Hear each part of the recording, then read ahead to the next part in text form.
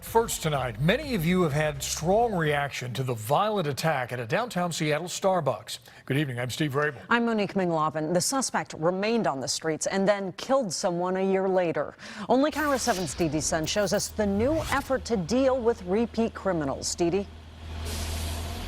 Well, from the courthouse, which is a block that way, to the jail right over here, it's the same people coming back and forth through these buildings again and again.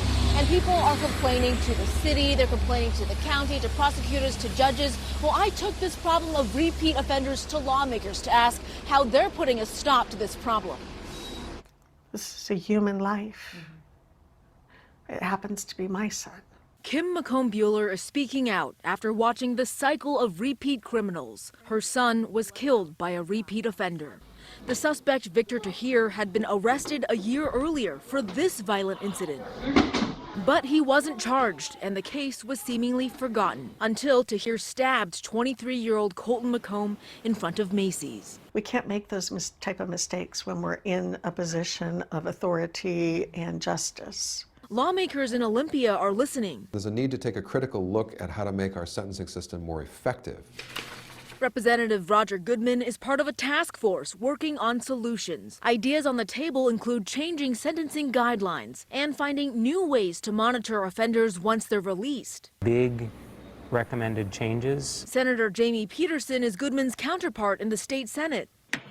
Good morning and welcome to the Senate Law and Justice Committee. Oh, absolutely. I mean, I think that there's a cycle there of repeat offense that's largely spurred by the perception in the minds of some of those folks that there is going to be no consequence. The state sentencing system has not seen real comprehensive reform for 40 years, but now it's about to happen. What do you see as the biggest change that could be coming up in the next year or two, as far as what the state is doing to hold criminals accountable? In the immediate term, we want to focus on supervising people who are getting out of prison so that they don't recommit offenses. They're also planning to get mental health evaluations on site in local courts. We want to provide funding and other tools for courts to provide better treatment and evaluation so that they're not going with a revolving door in and out of the criminal system. This Tukwila mom hopes lawmakers will keep her and other victim stories in mind as they make major changes. So that